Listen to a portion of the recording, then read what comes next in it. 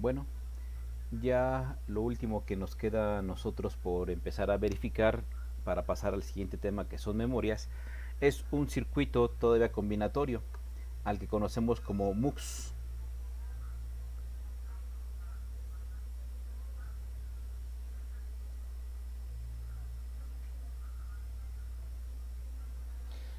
¿Qué es lo que hace este tipo de circuito integrado? Simplemente va a tomar lo que son las líneas de entrada y las van a enviar a una sola línea de salida. Profe, ¿está compartiendo su pantalla? ¿Sí? Ah, es que no se ve, profe. A ver, esperemos que ya en 2 minutos ya... ¿Sigue sin verse? No, profe. ¿No? Déjame detenerla nuevamente.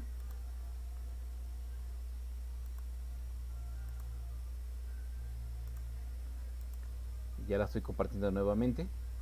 Ahora sí la estaba compartiendo supuestamente. A ver si ahí. A ver, ese es mi caso, no sé si el compañero, pero se ve negra, no se ve nada. ¿No?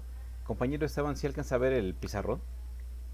Sí, pero como dice el compañero, no totalmente. ¿No totalmente? Así es. Eh, Toda la pantalla que está compartiendo, pero está intermitente una parte de la pantalla. A ver, déjenme... eh, tendría que eliminar la parte que estamos... A ver, denme un Ahora minuto. sí, ¿Ahora sí se ve? ahora sí, no sé el compañero, yo ya lo estoy viendo total, no sé el compañero. No, profe, yo no veo nada, déjeme salgo. Y vuelvo a entrar a ver si...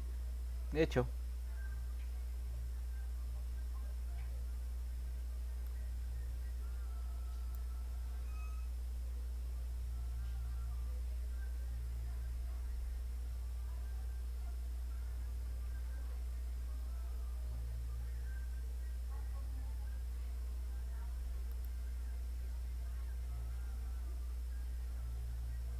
Ok, profe, sí, era mi computadora. ¿Sí? Profe, muchas gracias. Ya. Entonces le decíamos que veríamos el último dispositivo, que es combinatorio y es un multiplexor. Este lo dejé al final porque solamente me permite seleccionar de varias entradas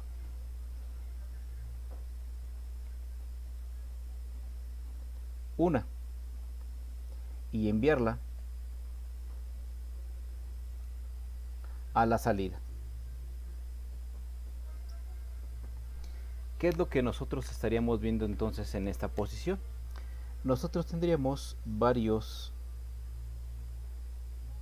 elementos de entrada. Vamos a llamarle para este ejemplo entrada 1, o más bien entrada 0, entrada 1, entrada 2, entrada 3. Tengo 3 entradas. Por obvias razones también tengo la alimentación BCC y también tengo GND. Pero aquí yo voy a tener la parte de mi salida. Como todo buen componente, tengo la salida normal y también tengo la salida complementaria. Pero nos vamos a orientar simplemente por la salida. Entonces, ¿qué significa esto de multiplexor? Pues bien, es como si yo tuviera un interruptor y pudiera seleccionar cualquiera de mis entradas. Y entonces este interruptor va a ser gobernado por 3 selectores. Selector 0, selector 1 y selector 2. Creo que nos vamos a confundir con selectores, entonces en lugar de ponerle salida, le vamos a poner Y o le vamos a poner Q y Q negada, para no confundirnos. Ahora sí ya tenemos la parte de selección. Aunque me fui con uno de más, vamos a eliminar tantito uno, serían 2. De acuerdo al número binario, yo estaré eligiendo cuál de todos estos es el que estaría pasando hacia mi salida Q. Por lo tanto, estas líneas de control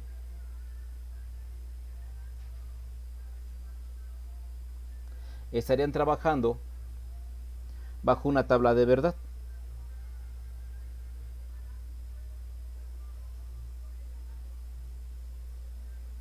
S0, S1, 00, 01, 10 y 11. ¿Y quién tendría en la salida Q? Pues bien, si tengo 00, se supone que estaría escogiendo la entrada 0. Entonces lo que yo estaría viendo sería la entrada 0 a la salida. Pero si en estos dos interruptores pongo 0 en 1 y 1 en 0, entonces estaría viendo la entrada 1. Si pongo 1, 0, estaría con la entrada 2. Y si pongo 1, 1, entonces estarían saliendo la señal que tenga la entrada 3. ¿Sí? Hay sistemas tanto analógicos como digitales. En este caso, nosotros nos estamos refiriendo a los digitales. Los analógicos ya son en otra ocasión. Y estaríamos hablando, por ejemplo, en el caso de la 74LS151. Nosotros tenemos sistemas o terminales de control que me permiten determinar el interruptor electrónico a dónde lo estoy posicionando. ¿Para qué? Para que de muchas entradas yo pueda tener una sola salida. Nosotros, ¿cómo podríamos verlo como ejemplo? Pues fácil y sencillamente. Nosotros podríamos verlo como que tengo muchas computadoras y solo tengo una impresora. Entonces, este componente me permite determinar cuál de todas las computadoras es la única que puede imprimir. Bueno, aquí se ve en un solo integrado, pero realmente tendríamos que ver cuántas salidas tiene el sistema de impresión y hacia dónde lo voy a mandar. Por ejemplo, nosotros sabemos que para un sistema serial tenemos la señal más y la señal menos, serían dos. Entonces tendríamos que utilizar dos de estos para mandar la señal más y la señal menos de un cable USB y poder hacer la impresión en un solo equipo. Yo puedo seleccionar muchas entradas y solamente direccionarlo a una salida.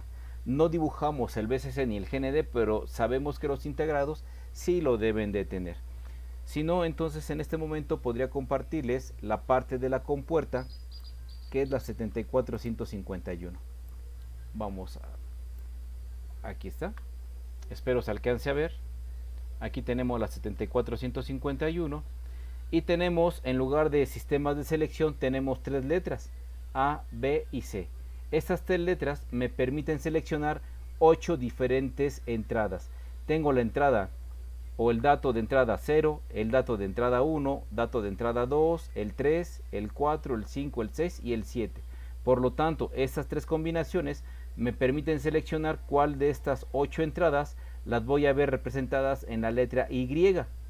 Y es la salida Q y W sería Q negada.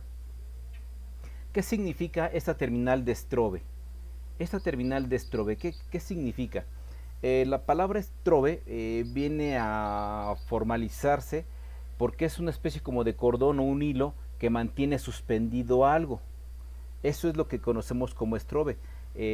Mantener suspendido o como enfriarlo, como congelarlo, mantenerlo estable.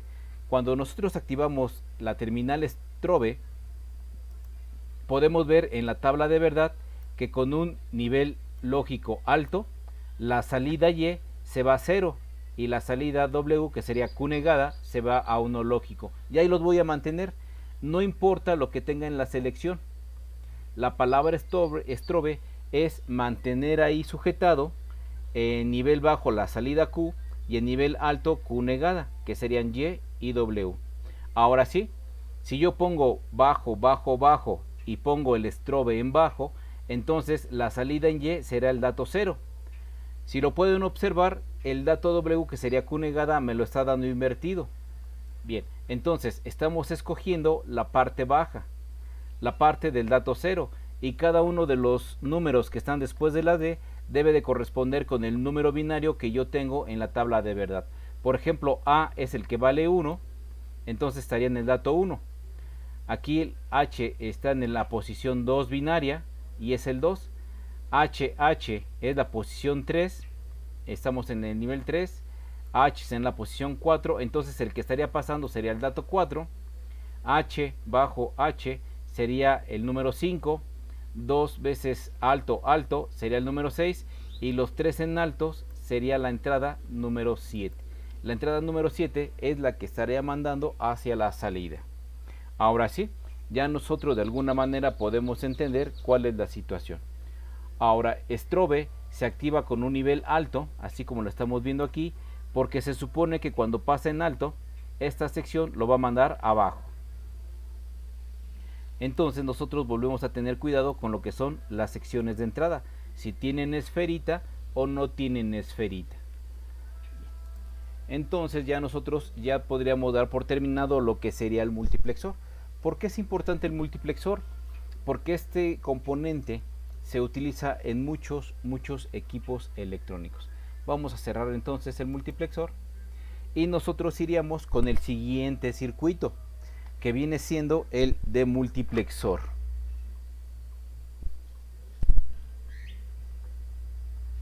Un segundo.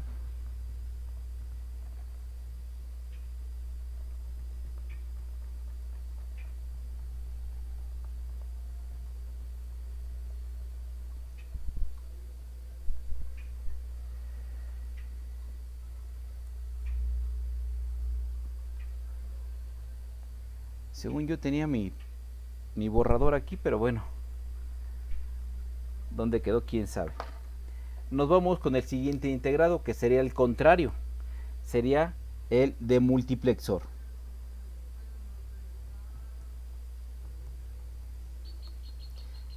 Y lo vamos a ver como un demux en inglés. ¿Y este de qué trata? Pues al contrario que el anterior,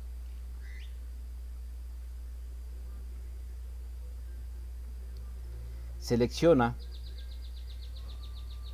una de varias salidas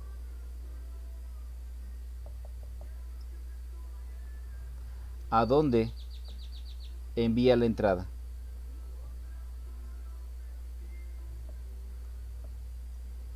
Ahora viene al revés. Nosotros tenemos un dato de entrada, solo uno, y voy a tener varias salidas. Vamos a llamarle output 0, output 1, output 2, output 3, para no meternos en problemas como hace ratito. Como solo tengo 4 salidas, entonces yo debo de tener 2 señales de control, a los cuales puedo llamar selector 0 y selector 1. La combinación de estos selectores entonces me va a decir hacia dónde quiero enviar la parte de la señal de control. Puedo enviarla al 0, puedo enviarla al 1, puedo enviarla al 2. Selector 1, selector 0, y a dónde estaríamos enviando el dato.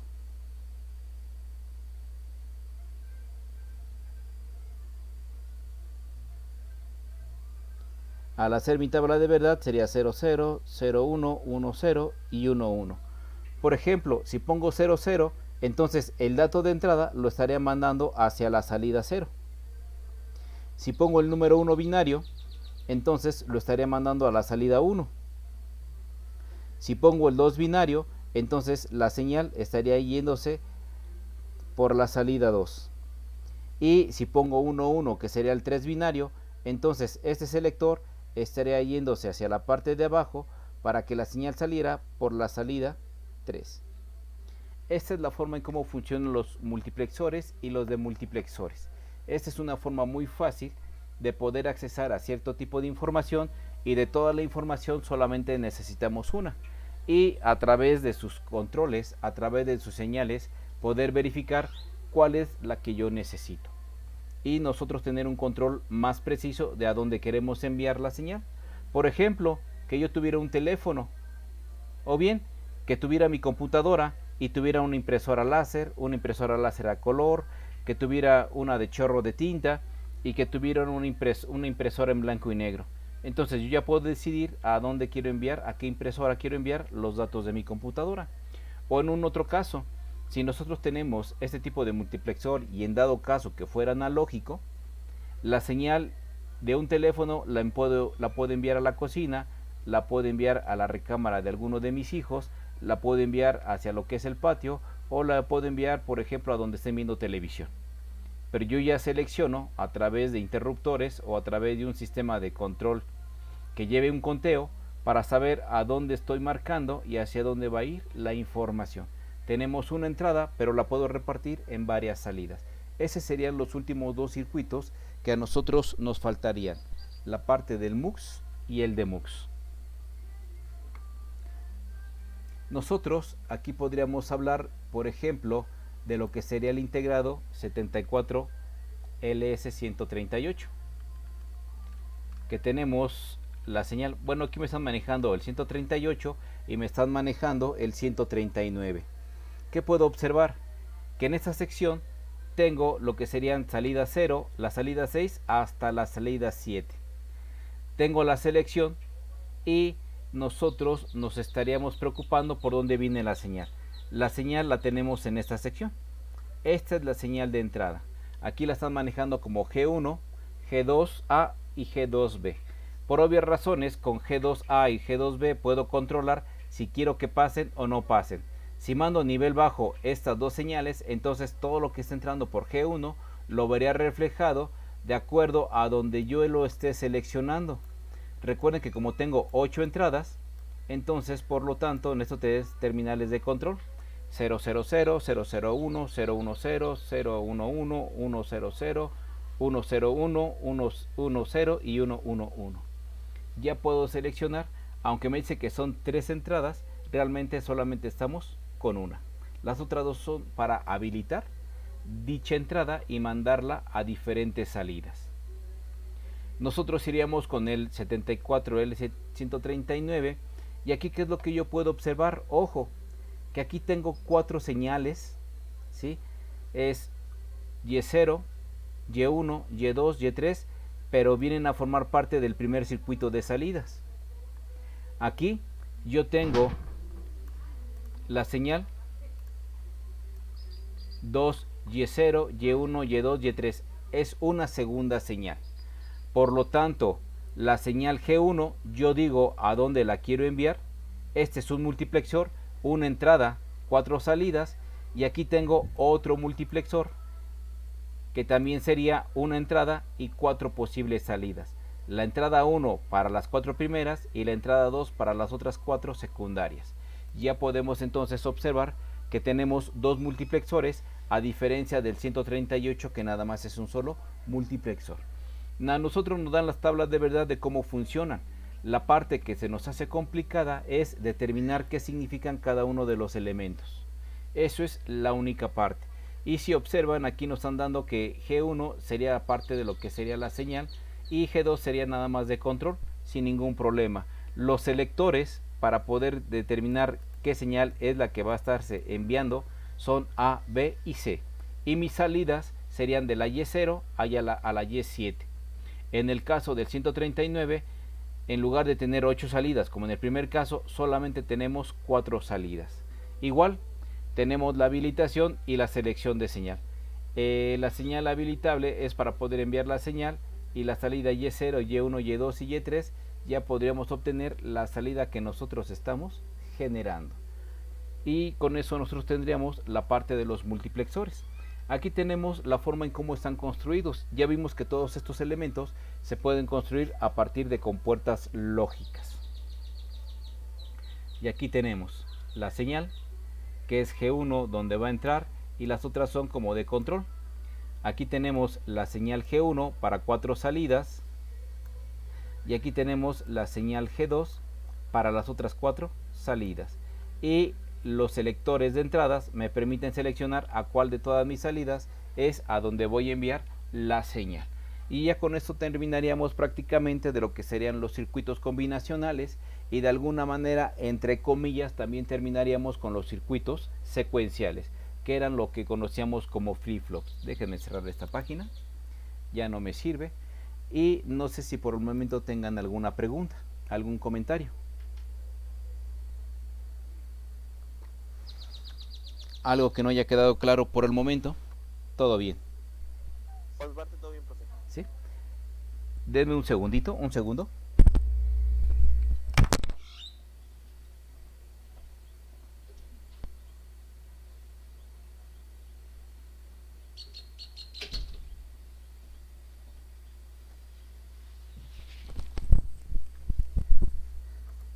Ya regresamos. ¿Dónde dejé mi borrador? ¿Quién sabe? Bien, entonces, ahora la parte que nos toca a nosotros es lo que conocemos como lo que son las memorias. ¿Sí? Ya nosotros estamos en la posición de que, ¿qué es una memoria? Normalmente, cuando nos referimos a memoria,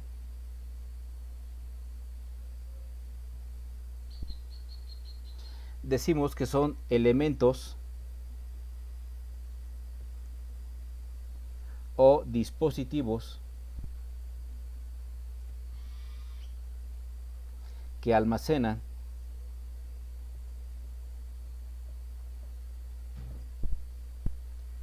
información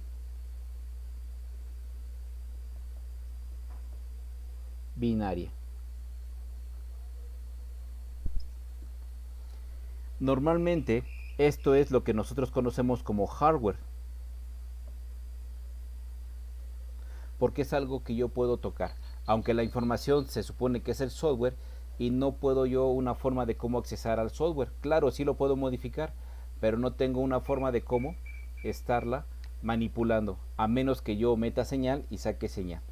Bien, entonces nosotros sí debemos de tener un poquito de cuidado con este tipo de memorias, porque lo que están almacenando es información y lo deseable es que nuestra información permanezca intacta, que no se vaya a dañar o no se vaya a modificar por algún tipo de elemento. Esto de las memorias, nosotros podemos hacer una clasificación. Cuando nosotros estamos ya dentro de lo que es la programación, podemos hablar de memorias internas,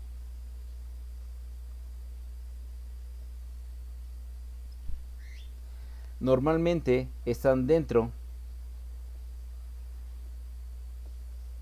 de los microcontroladores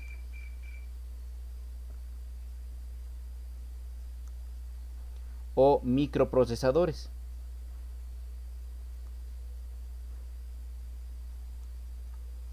Inclusive algunas veces han escuchado en los celulares, cuando ustedes los liberan de cierta información, la famosa memoria entre comillas shadow, o la memoria caché, sobre todo la memoria caché. Bien, cuando nosotros tenemos la parte del microprocesador o microcontrolador y hablamos de la memoria caché, es donde se almacenan pequeños registros de información de las páginas o de los eventos que yo he ido manejando dentro de lo que es mi microcontrolador. Y sí, este tipo de memoria caché me permite accesar rápidamente a la última acción que yo realicé. Por ejemplo, si yo saco Word y saco Excel, entonces cuando yo vuelvo a activar Word o vuelvo a activar Excel, como ya se quedaron pequeños registros en la memoria caché, entonces va y la saca más rápido. Pero cuando yo abro PowerPoint por primera vez, entonces no sé si han notado que tarda un poquito más de tiempo. Bueno, eso es la primera vez. Ya la segunda vez, cuando ustedes abren PowerPoint, ya lo abre un poquito más rápido, porque la memoria caché es la que se va almacenando y está dentro de lo que sería la parte de los microprocesadores. Después nosotros podríamos observar lo que llamamos memoria central.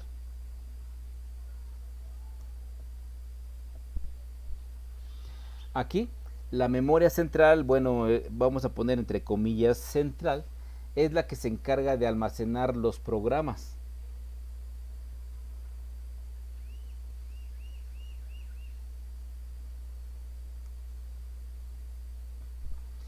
Bien, normalmente en algunos microcontroladores almacenan los juegos de instrucciones que se van a ir ejecutando uno a uno dentro de mi proceso. Por eso les puse entre comillas. Y sí, este tipo de memoria también viene a formar parte de lo que es el CPU. Es una parte interna. Después nosotros iríamos con lo que es la memoria secundaria.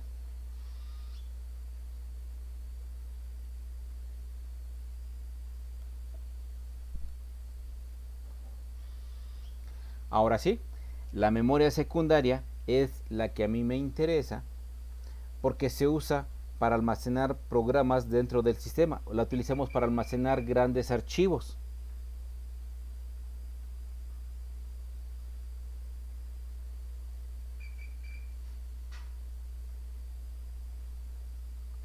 Entonces, si nosotros nos ponemos a pensar dentro de lo que es mi computadora, hay un integrado que se llama microprocesador, o lo conocemos vulgarmente como CPU.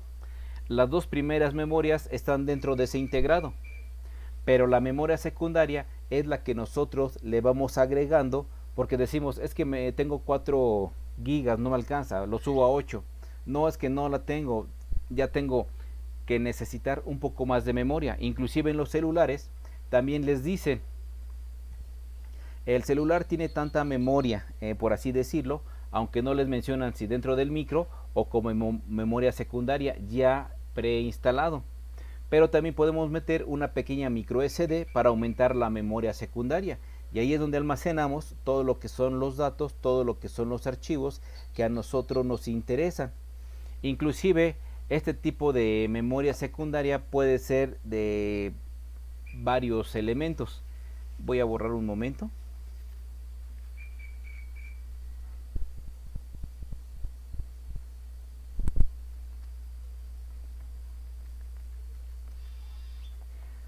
Durante mucho tiempo continuamos con la memoria secundaria.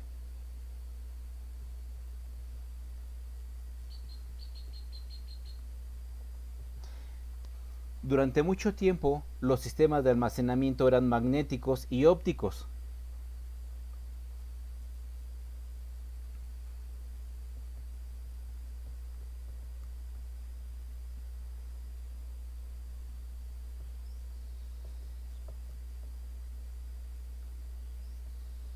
Magnéticos y ópticos. Y a ustedes todavía le tocaron algunos disquetes, o sea, a mí me tocaron disquetes todavía. Y por último me tocaron los famosos CDs, donde yo metía el CD y se empezaba a ejecutar los programas. Bueno, estos son tipos de memoria secundaria. Y actualmente nosotros sabemos que son de estado sólido.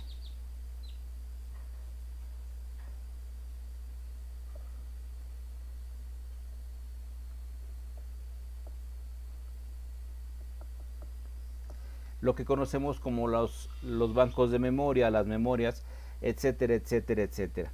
Bien, sí, todo esto ha ido evolucionando. De hecho, ahorita vamos a llegar a la parte donde los tipos de memoria implican mucho por la capacidad de almacenamiento y la velocidad, que es el punto primordial en el cual yo puedo accesar a cada uno de ellos. Lo único que sí es que nosotros debemos de empezar a verificar cómo se almacena la información. Entonces, con respecto a lo que es la unidad de almacenamiento,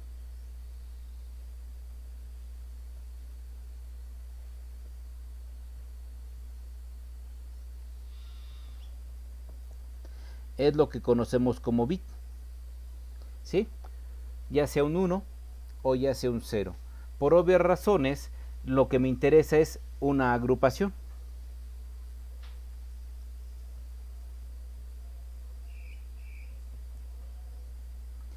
Eso es lo que a mí me interesa, una agrupación de bits. Y la cantidad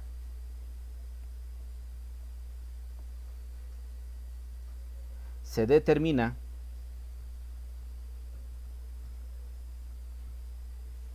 como 2 elevado a la n, donde n es el número de bits. Estas son todas las combinaciones que yo puedo ir realizando. Ahora, antes de meternos con respecto a esto, para que vayan viendo cómo lo vamos a ir dando, primero nosotros necesitamos agruparlo. Ejemplo, denme un segundo.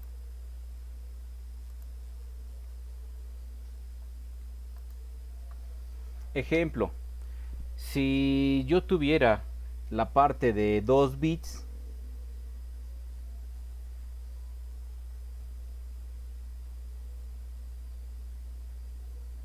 yo tendría 2 elevado a la 2 y esto sería 4. Solo puedo almacenar 4 bits de memoria.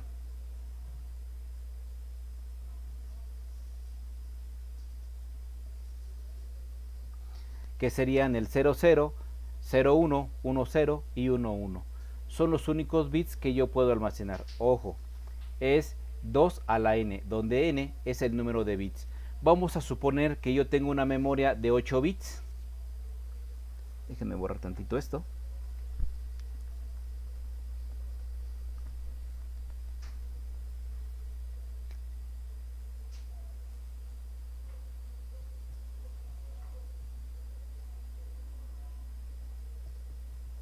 Una memoria de 8 bits, entonces sería 2 elevado a la potencia 8.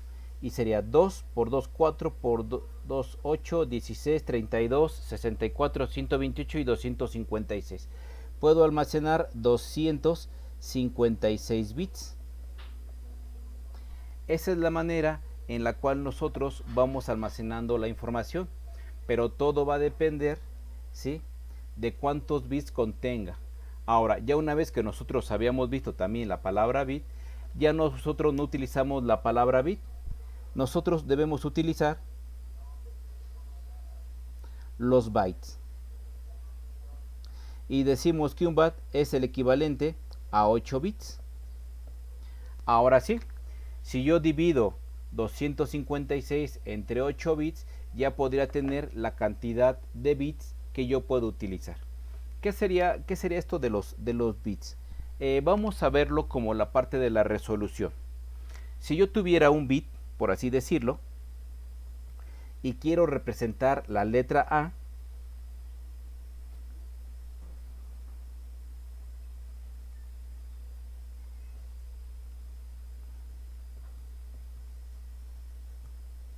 ¿sí?, voy a representar la letra A. ¿Qué pasaría si solamente tengo un bit? Bueno, lo que yo vería sería solamente un punto iluminado. ¿Qué pasa si yo tuviera 4 bits? Entonces puedo utilizar 4 puntos iluminados para representar una letra A. Esto me representa más una letra A. ¿Qué pasaría entonces si yo tengo 8 bits? 1, 2, 3, 4, 5, 6, 7 y 8. Con 8 bits la letra A se parece mucho más a una letra A que con 4 bits que con un bit. Por eso es necesario que ya para poder representar caracteres utilicemos la palabra byte, porque 8 bits ya me permiten representar una palabra. Aunque aquí lo estamos viendo con puntos como si fuera la definición, ya cuando nosotros lo estamos verificando, entonces ya entra el sistema del teclado hexadecimal ya entra la parte del teclado cuando metemos escape y una serie de 3 números para poder poner la letra acentuada, el código ASCII, en simples palabras. Ya necesitamos un número decimal, y por número o por código ASCII ya me mete un carácter acentuado, una mayúscula, una minúscula. Pero ya lo estamos haciendo con 8 bits. ¿Qué pasaría entonces si yo tengo un sistema de 16 bits? Entonces mi letra A, 3, 4, 5, 6, 7, 8, 9, 10, 11, 12, 13, 14, 15 y 16. Ya mi letra A ya es más agradable. Ahora imagínense la letra A con 32 bits y con 64 bits. Tal vez ustedes como jugadores se han dado cuenta que tener un Nintendo 64, pues los gráficos son fabulosos, ¿no? Casi estamos hablando de una realidad virtual. Ya hablar de 32 y 64 bits, imagínense la definición. Aunque estamos utilizando los bits para agarrar o determinar la definición, ¿sí?, realmente debemos de considerar que la palabra byte, 8 bits, esto es un byte. La palabra byte se considera como un carácter, algo que yo ya entiendo, ya sea una letra A, una letra B, un número, un 0, un 1, un 2 o letras acentuadas. Por eso es que las unidades o los sistemas de almacenamiento los manejamos a través de bytes, no de bits, sino de bytes. Por lo tanto, lo que yo tendría que hacer es que si tengo 256 bits, lo dividiría entre 8 y entonces consideraría cuántas palabras puedo almacenar, no cuántos ceros y unos, sino ya cuántos caracteres realmente puedo almacenar en esta memoria. Bien, entonces ya una vez que vimos lo que es la parte de la capacidad de almacenamiento, ¿qué otros datos importantes influyen dentro de las memorias?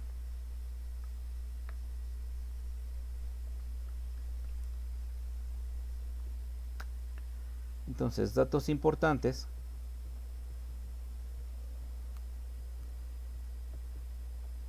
a considerar dentro de las memorias. Bien, nosotros ya habíamos dicho que era la unidad de almacenamiento.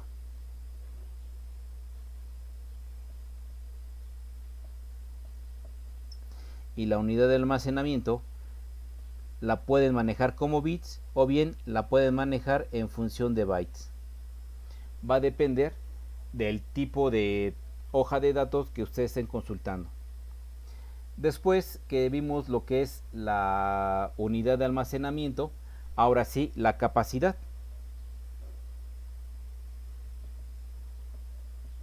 Ya normalmente todo lo manejamos en bytes y así podremos decir que tenemos un kilobyte que equivale a 1024 bits. ¿Sí? Un kilobyte equivale a 1024 letritas. Por ejemplo, podemos hablar de un gigabyte, que serían 1024 megabytes. Pero repito, hay que verificar si se está almacenando en bits o se está almacenando en bytes.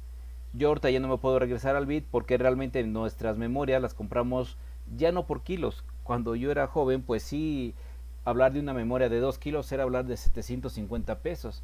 Y luego vinieron memorias de 8 kilos y pues era hablar de 1200 pesos, o sea, kilobytes, imagínense, ¿no?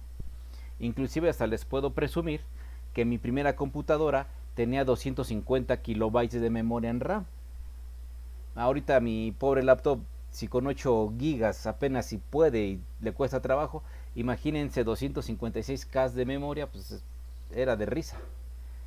Bien, ya una vez que tenemos el almacenamiento, si lo hacen en bits o en bytes, y la capacidad normalmente se maneja en bytes, el tercer punto es el tiempo de acceso.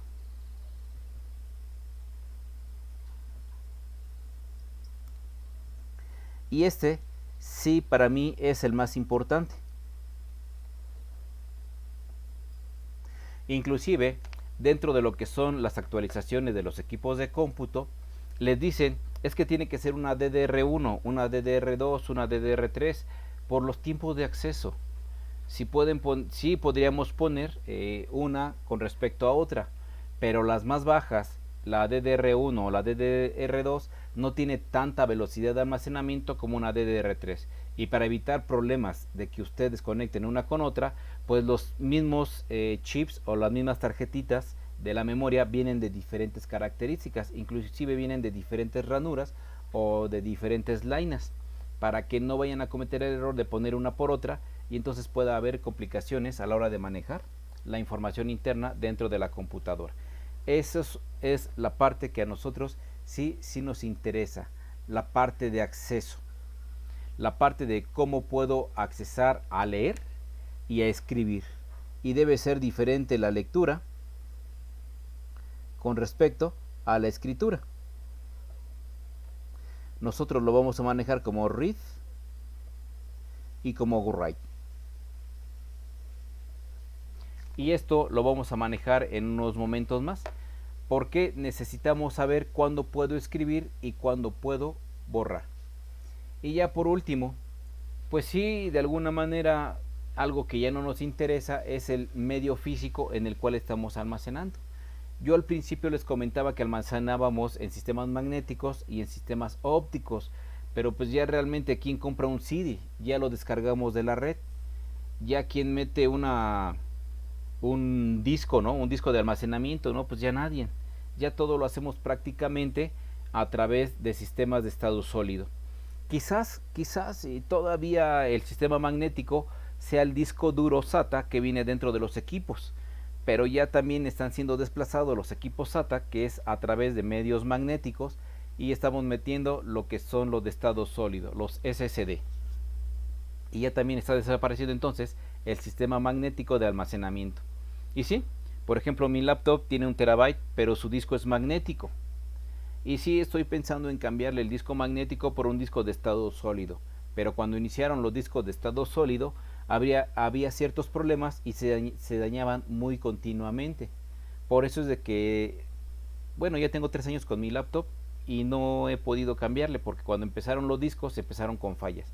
Ya ahorita, por lo que he leído y he observado, ya los discos de estado sólido ya son un poquito más confiables. Ya no son tan drásticos, ya no se dañan tanto como lo que era anteriormente. Entonces, ya una vez que vimos los datos generales de cualquier tipo de memoria, ahora sí, vámonos con los tipos de memoria. Me voy a detener más en lo que es la memoria RAM, porque sí me gustaría estructurar cómo está por dentro.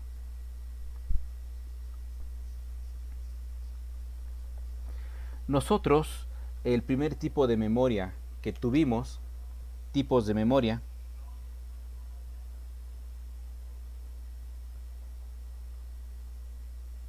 fue la ROM.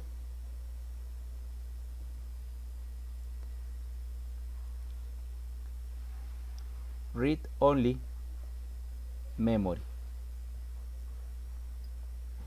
Memoria de solo lectura. Esta la programaba el fabricante.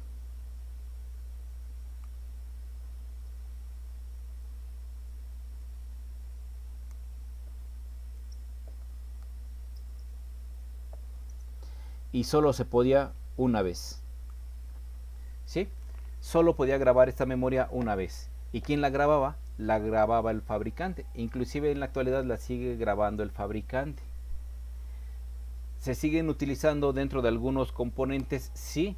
De hecho, las tablets y algunas laptops siguen teniendo la memoria ROM. Porque son como que el ingrediente secreto de por qué están funcionando los equipos. Posteriormente de la ROM, vamos a la PROM. Es lo mismo que la ROM, pero aquí la PROM es programable.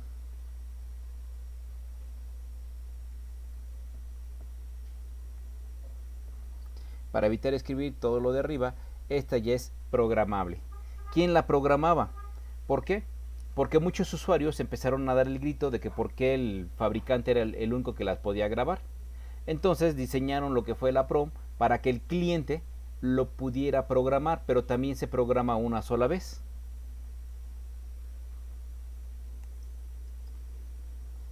Programada por el cliente. Y también solamente una vez se puede grabar. Y ya de ahí no pasaba.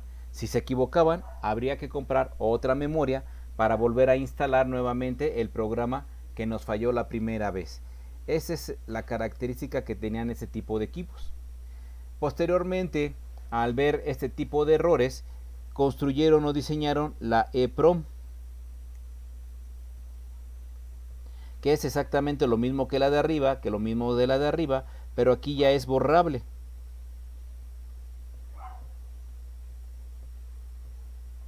¿Sí? ROM lo puse abreviado. Y ahora estoy poniendo PROM abreviado, pero solo estoy metiendo la parte que significaba la primera letra E, y es borrable. Una memoria programable de solo lectura, pero borrable. Y sí, efectivamente, esta ya la puede programar el cliente.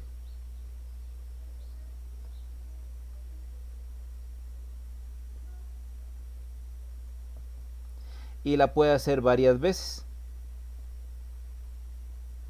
Si no mal recuerdo, eran algunos miles de veces la que se podía programar. Cuando la memoria es nueva, vamos a imaginar un chip de memoria. Imagínense el circuito integrado.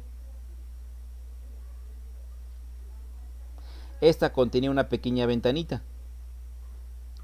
¿Sí? Una pequeña ventana. Entonces, cuando era nueva,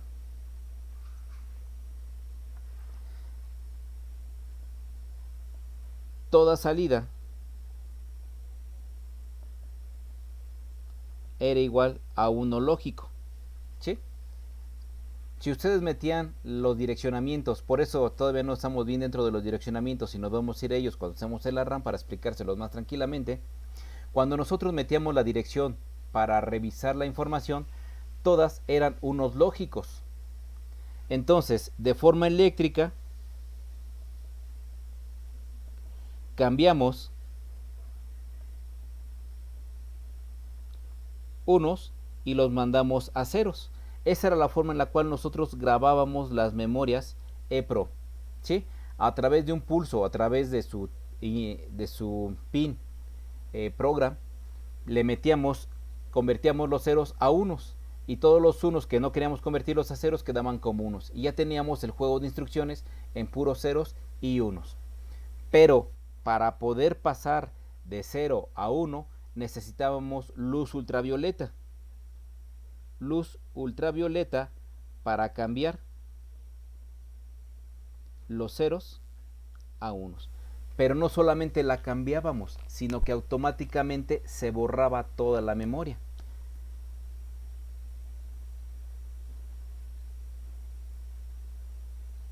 No solamente cambiábamos de 0 a 1, sino que cuando le aplicábamos luz ultravioleta a la ventanita, borrábamos toda la información y ahora sí toda la información se iba a 1 lógico. Volvíamos a reprogramarla manteniendo los unos lógicos y cambiando los unos a ceros, y le dábamos un pulso eléctrico para hacer la grabación de la memoria. Ya cuando de plano nosotros queríamos borrarla y poner un nuevo programa, entonces le aplicábamos luz ultravioleta a la pequeña ventanita y entonces ya cambiábamos los ceros por unos, pero realmente lo que sucede es que se borra totalmente la memoria. Ya es un borrado completo sin ningún inconveniente. Por eso era necesario ponerle etiquetas para que no dejaran pasar la luz a través de la ventanita. La programas, le pones su etiqueta, o más bien le pones su etiqueta, la programas y ya no había ningún inconveniente. Y sí, si alguna vez tuvieron la delicadeza de abrir algunos cartuchos de lo que eran el Family, lo que era ¿cómo se llamaban estos juegos? El Atari, se dieron cuenta que este tipo de memorias vienen con cierta banda protectora. De igual manera, cuando lleguen a abrir algún equipo que contenga memorias y vean que tiene una etiquetita, no la quiten. Primero salven la información, graben la información en otra memoria y entonces ya con toda confianza pueden quitar la etiqueta. Porque puede ser que su tarjeta esté fallando, pero la memoria, la información de la memoria esté buena. Y realmente comprar otra tarjeta solamente por la memoria pues es bastante caro. Y si es lo que hacen, ya no se detienen a repararlas, simplemente se detienen a cambiar tarjetas. Ya una vez que tenemos la EPROM, entonces pues ya saben que como clientes siempre tenemos el fastidio de por qué no hacen esto y por qué no hacen aquello. La segunda parte que volvió a evolucionar fue la parte de las memorias. Ahora la conocemos como EEPROM. Vámonos con la EEPROM. A veces la abrevian como E cuadrada PROM. Exactamente lo mismo. Y si la primera era erasable, ahora es electrical.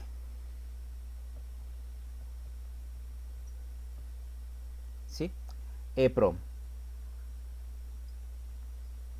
Es eléctricamente borrable, programable, memoria de solo lectura. Esa sería la traducción de todas las literales. Imagínense estarlo poniendo a cada rato. Ahora ya la puedo borrar, ya no con luz ultravioleta, sino de una forma eléctrica. Se reprograma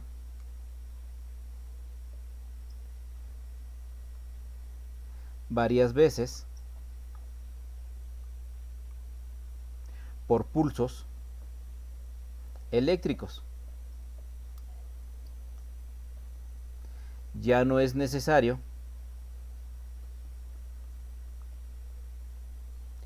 la luz ultravioleta. Ya no, ya con pulsos eléctricos la puedo borrar y la puedo grabar. Bien. Y de todo esto, ¿a qué nos lleva? A que la última versión de las memorias que se han estado haciendo es lo que conocemos como lo que son las memorias flash.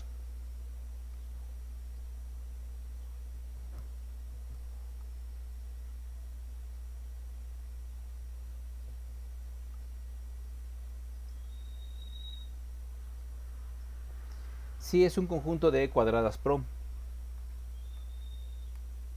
pero de almacenamiento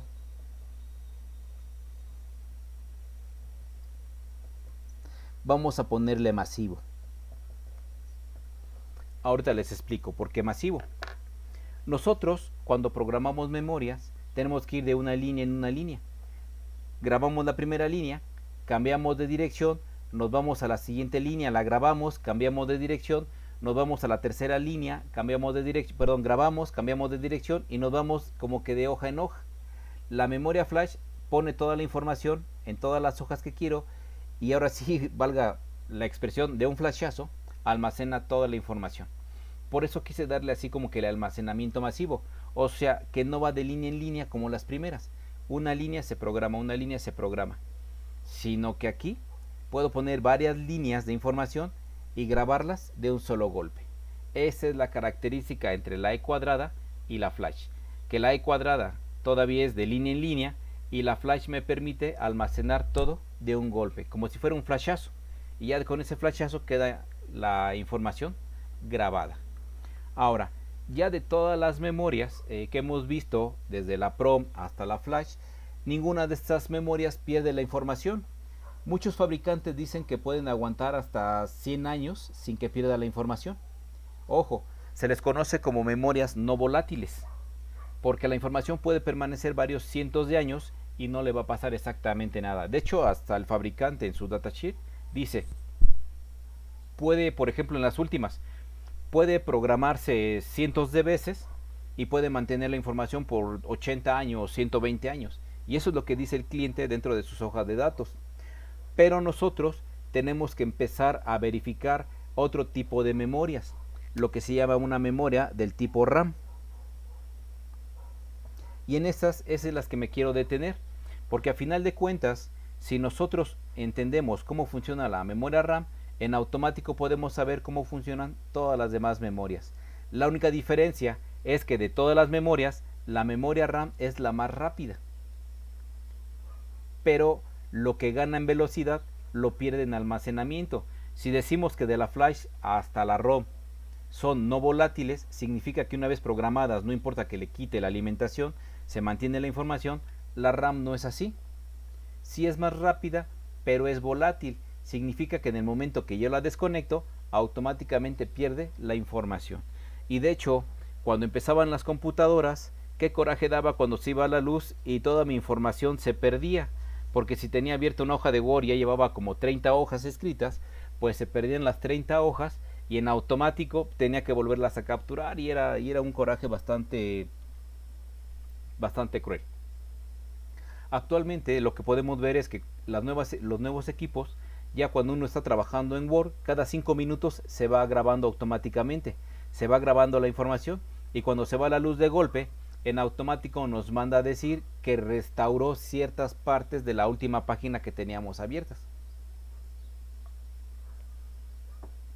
Entonces, esa es la razón por la cual las computadoras siguen utilizando RAM, porque para manejar programas la RAM es más rápida. Podemos trabajar de forma más rápida, en cambio las otras memorias son un poquito más lentas. Si de por sí ya con los sistemas que estamos escribiendo en Word nos cuesta trabajo estarlas escribiendo, imagínense que se borre. No, pues está tremendo. Pero si hiciéramos lo mismo con la parte de las memorias flash, es como si yo escribiera la letra E y de repente después de 3 segundos se imprimiera.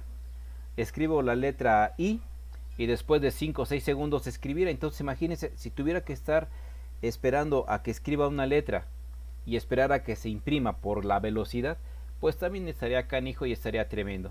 Además de que por cada letra sería un acceso prácticamente a estos equipos y le estaría bajando su vida útil. Por eso es mejor necesario utilizar una memoria RAM que me permite el acceso más rápido y después cuando la RAM ya tiene la información, pues ya bajar la información a las memorias que requieren menos tiempo. Por eso cuando salvamos la información, cuando le decimos guardar al documento, tarda un tiempo. ¿Por qué? Porque está almacenando toda la información que hemos modificado y que no se pueda perder. Ahora sí, ya nosotros podríamos empezar dentro de lo que son las RAM. Déjenme borrar tantito esto.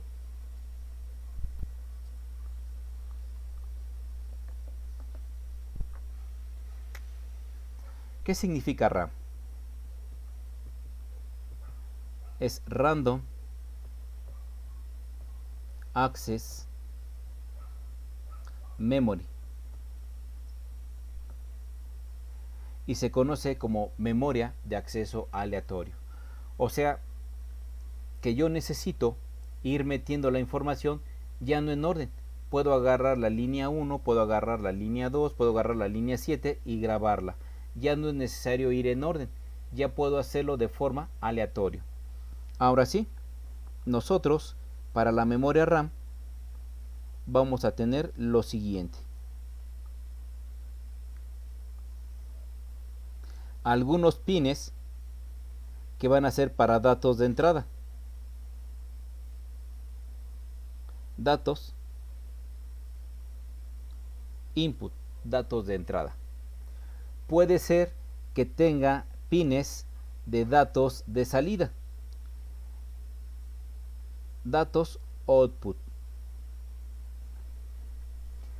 Voy a tener algunas terminales que, como en el caso de los MUX y DeMUX, me permitan saber en qué línea de escritura estoy y le llamamos direcciones.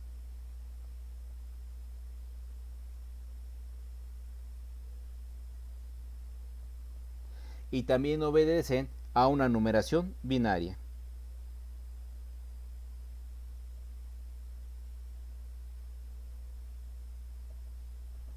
Significa que si pongo 0000, entonces estoy en la página 0.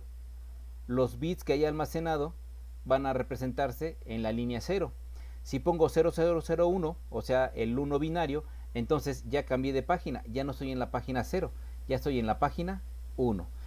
Por cada número binario que yo vaya colocando en las direcciones, voy a tener una hoja de papel diferente que me pueda permitir dar las señales de salida. Por eso les comentaba hace un momento que de acuerdo a la numeración binaria que le metan en el direccionamiento, por ejemplo en la página 0, yo meta la información, le dé escritura y se queda grabado, se queda almacenado. Cambio de página o cambio de dirección, entonces ya puedo grabar otra información, le doy grabar y ya lo tenemos. Bueno, para no complicar la vida, nosotros también necesitamos otro pin llamado read write. Uno es con nivel alto y otro es con nivel bajo. Significa que si le pongo un alto, entonces va a leer. Si le pongo un pulso bajo, entonces va a escribir. Eso es lo que me interesa saber del tipo de pin, que es escritura y lectura. Read y write. Pero uno es con nivel alto y otro es con nivel bajo. Por obvias razones, si este está en un nivel alto, voy a estar leyendo. Le pongo la página 0 y lo que tenga la página 0 me lo va a dar en los datos de salida. Si le pongo en la página 42, entonces la información que haya guardado en la dirección 42 es lo que voy a ver de dato de salida. Pero, por el contrario, si voy a meter información, ya cuando metí la información, bajo el pulso alto, el pulso alto lo mando abajo y en automático la información se graba en esa dirección. Y cuando le ponga en leer y repita la dirección, la va a volver a mandar hacia el dato de salida. ¿Qué otro elemento más tenemos? Uno que lo van a conocer como CE y otro que lo van a conocer como CO.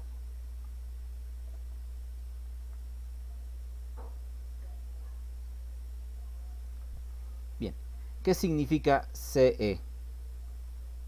Chip Enable. Puedo tener 40 memorias conectadas en paralelo y yo le digo en qué momento quiero qué memoria que se pueda empezar a accesar, ya sea para lectura o escritura. Cuando le mando un pulso bajo, en ese momento es la memoria que estará funcionando. Por obvias razones, las otras memorias deberán tener un pulso alto. La mando un pulso alto y mando otra memoria a pulso bajo y es la memoria que yo estaría utilizando, para que no haya ningún inconveniente de que puedo utilizar varias memorias en paralelo y se vayan a quemar una con otra. Imagínense que un dato de salida sea en alto y la otra memoria sea en bajo, pues entonces pongo chip enable a alto para que la memoria que no necesito que esté actuando pues se vaya a alta impedancia y no afecte los señales ni se pongan en corto cuando una tenga alto y cuando una tenga bajo. Me permite seleccionar el chip, habilitar el chip para que esté funcionando. Y entonces Output Enable, ¿para qué sirve?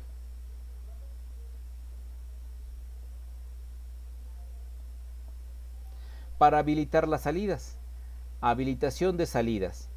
Si voy a grabar, no me interesa tener las salidas. Entonces mando un pulso alto para que tenga puras entradas accionando, pueda cambiar la dirección y pueda grabar.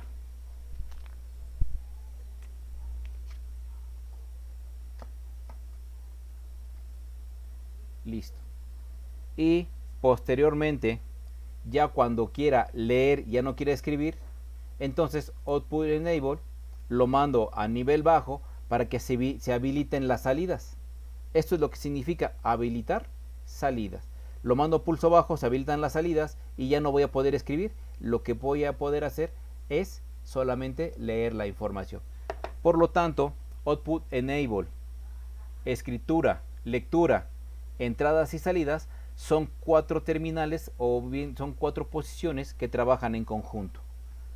Esta me permite deshabilitar las salidas para que tenga puras entradas y pueda escribir. Me permite habilitar las salidas para que yo solamente pueda leer. Trabajan en conjunto estas 4 secciones. Y por obvias razones, en un segundo nivel, las direcciones para poder saber en qué página estoy escribiendo. Esta es la forma en la cual nosotros podemos determinar cómo grabar una memoria RAM por este tipo de características. Y no es necesario utilizar la numeración binaria, empezar por la dirección 0, la dirección 1, la dirección 2, la dirección 3, como en el caso de las primeras. Aquí yo puedo accesar a la información del registro 000, a la información del registro 40, a la información del registro 200, etcétera, etcétera, etcétera. Ya puedo yo brincarme los registros y decir en qué momento quiero la información. Y en el caso de las anteriores, tenía que empezar a grabar desde la dirección 0, la dirección 1, la dirección 2, la dirección 3, e ir de dirección en dirección para ir reafirmando la información. Ahora, dentro de este tipo de memorias de acceso aleatorio, tengo 2 tipos. Déjenme borrar tantito esto.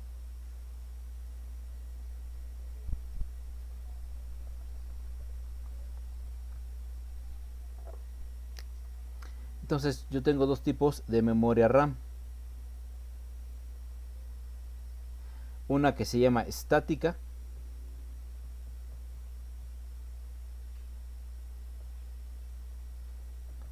que es construida a través de transistores, y una que es dinámica,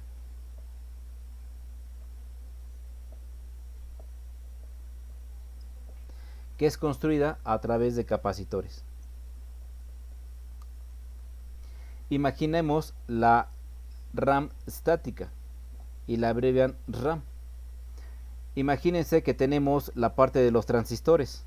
Imagínense los transistores ahí conectados entre sí para poder almacenar la información.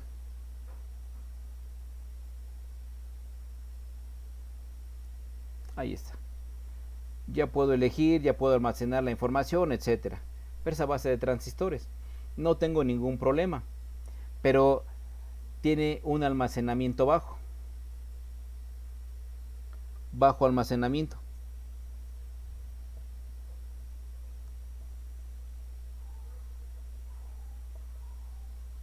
¿Sí? Por la forma en cómo debo de construir los transistores, ya sean bipolares o tipo MOSFET, lleva cierto espacio y entonces eso se traduce en que se va a reducir mi información que yo pueda grabar en esa memoria. En cambio, lo que es la DRAM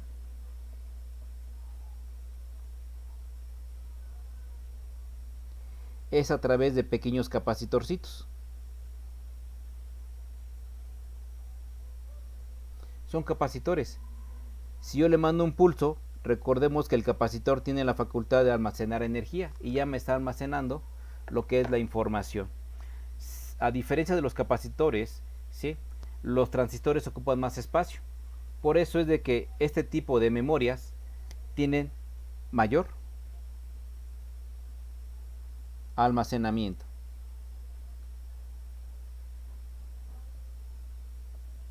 Pero tienen un pequeño problema. Como el capacitor se carga, ocupa menos espacio, también al paso del tiempo se descarga. Y ese es el peor problema de lo que tienen las memorias dinámicas. Por lo tanto, necesitan un pequeño pulso de refresh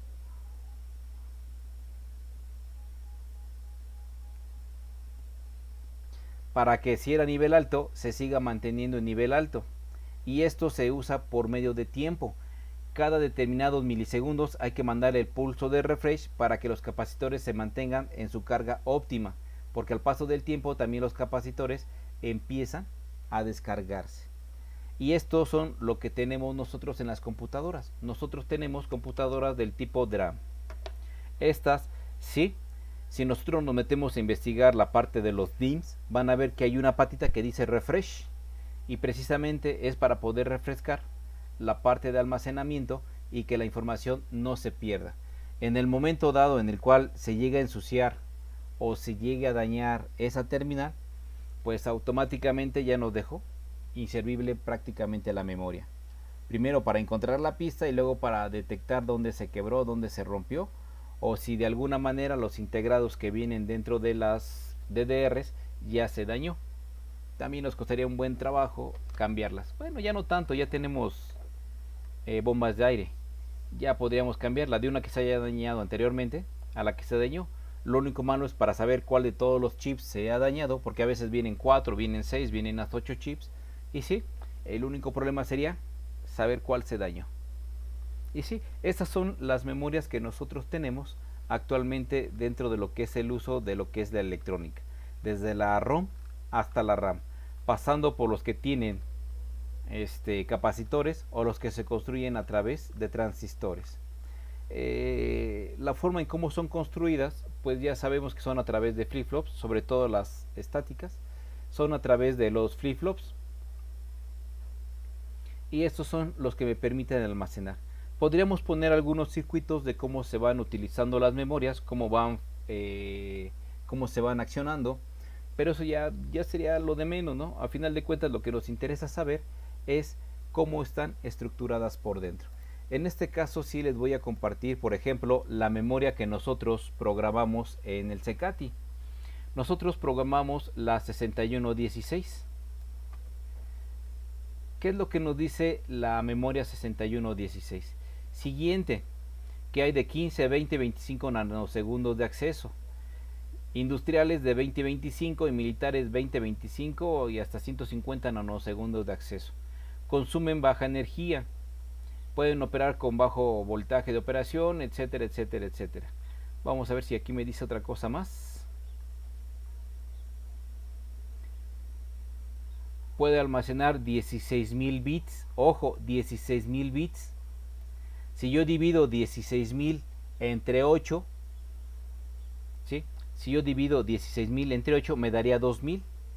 Me estaría almacenando, en lugar de 16.000 bits, me estaría almacenando 2 kilobytes o 2.000 bytes, porque estoy agarrando grupos de 8 bits. También me está diciendo para qué sirve el chip select. Vamos a ver, aquí está la estructura. Y esa es la parte que a mí me interesa. La parte de cómo está estructurada la memoria. Nosotros podemos ver de la A0 a la A7 por un lado.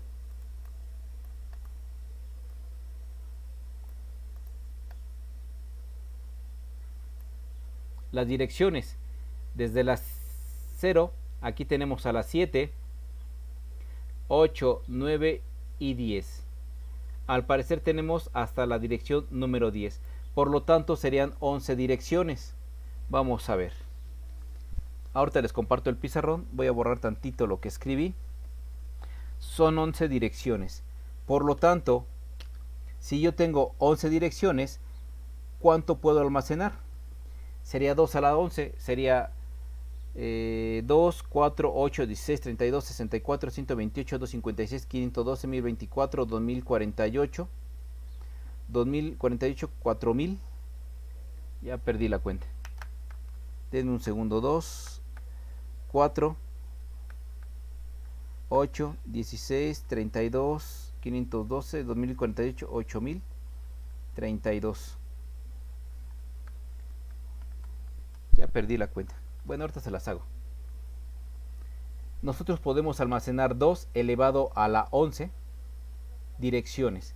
Son todas las combinaciones para poder grabar los bits. Recuerden que podemos manejarlo por bits individuales, o bien si lo divido entre 8 lo puedo manejar como bytes. Ya podemos observar entonces las terminales de entrada. Aquí tengo IO 0, IO 1, IO 2, IO 7, 6, 5, 4 y 3. Estamos desde la 0 a la 7, entonces serían 8 terminales. Las 8 terminales se manejarán de la siguiente manera. Son tanto entradas como salidas, y era lo que les comentaba hace un momento. En el dibujo que yo les estaba mostrando tenía entradas por un lado y tenía salidas por otro lado. En esta memoria yo tanto las entradas como las salidas las obtengo en el mismo pin. ¿Qué nos lleva esto? A que vamos a utilizar Output Enable. Cuando lo mande a nivel bajo, entonces van a ser salidas. Y si yo Output Enable lo mando a nivel alto, entonces serían entradas. Esta terminal me estará diciendo si son salidas o son entradas los pines a los cuales me estoy refiriendo. También tenemos la parte del chip select, selección de chip. Ya una vez que lo pongo a nivel bajo, entonces es el chip que yo puedo estar utilizando para poder almacenar la información. Y por último también tenemos la terminal de grabación.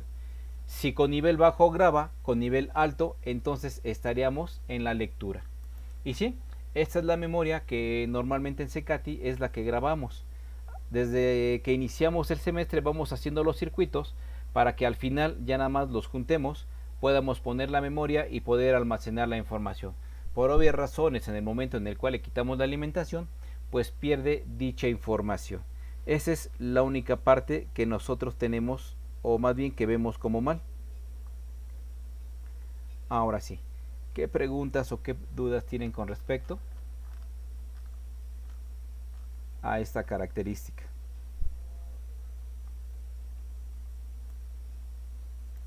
Hasta ahorita todo bien, profe. O sea que no hay problema, No. ¿no? Entonces, este es el dato importante. Me graba 16.000 bits. Si yo lo divido entre 8, entonces me daría 2 KB. Déjenme minimizar tantito esto. Entonces, esto me vendría que dar aproximadamente 2K de memoria. Y tendríamos que multiplicar 2 11 veces. 2 por 2 son 2, por 2 son 3, 16, a ver si ya se va multiplicando por 2, no, 2 por 2 serían 4, por 2, 8, por 2, 16, no, creo que es más fácil si voy con la mano, serían 2, 4, 8, 16, 32, 64, 128, 256, 512, 1024, 2048. Serían 2048 bytes. Y ya yo puedo multiplicar en este caso por 8 bits.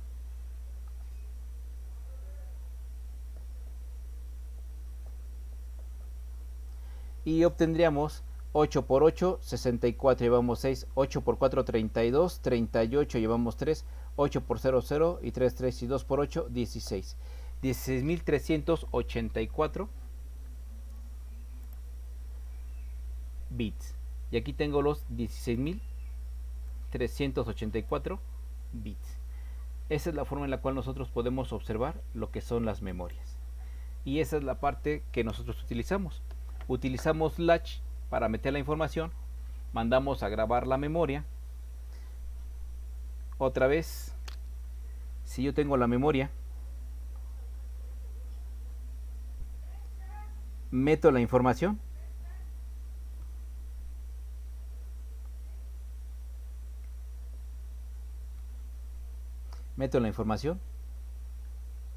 grabo, cambio dirección, meto información, grabo, cambio de dirección, meto información, vuelvo a grabar, cambio de dirección, meto la información, grabo, cambio de dirección, meto la información y grabo. Para la lectura es exactamente igual. Ahora leo la información, pongo la información, la leo, cambio de dirección. Ya la información no la meto, sino que ya es la que leo. Cambio de dirección, leo información. Cambio de dirección y leo información. Cambio de dirección y leo información. Hay un paso más para la grabación que para la lectura. Y esa es la parte que nosotros estaríamos pues prácticamente ya terminando con lo que son los circuitos de memoria. Si les quedo de ver, espero que en un futuro no muy lejano podamos ir a talleres, a lo que es el CECATI, y poder verificar que efectivamente sí podemos grabar este tipo de memorias. También tengo memorias EPROM para que le pongan direcciones y puedan ver que todas las salidas son uno lógico. Tenemos memorias EEPROM y aquí ya nada más bajamos el datasheet, le metemos la información y le mandamos el pulso. Normalmente son para 5 volts, pero para poder grabar hay que aplicarles un pequeño pulso de 10 volts a veces. Y con eso queda grabada la información. Y sí, como nosotros lo hacemos de forma manual, no podemos observar la velocidad entre grabar una RAM y grabar una EEPROM. Pero a final de cuentas la RAM pierde la información y la EEPROM pues almacena la información que nosotros hemos grabado. Ponemos un contador binario para los direccionamientos, ponemos el direccionamiento manual y ponemos el direccionamiento automático para que se reproduzca la información que tenemos programada. El direccionamiento manual es para que vaya pulso por pulso y vaya cambiando de dirección en dirección y pueda yo meter la información. Entonces por el día de hoy entonces ya me estaría pasando de...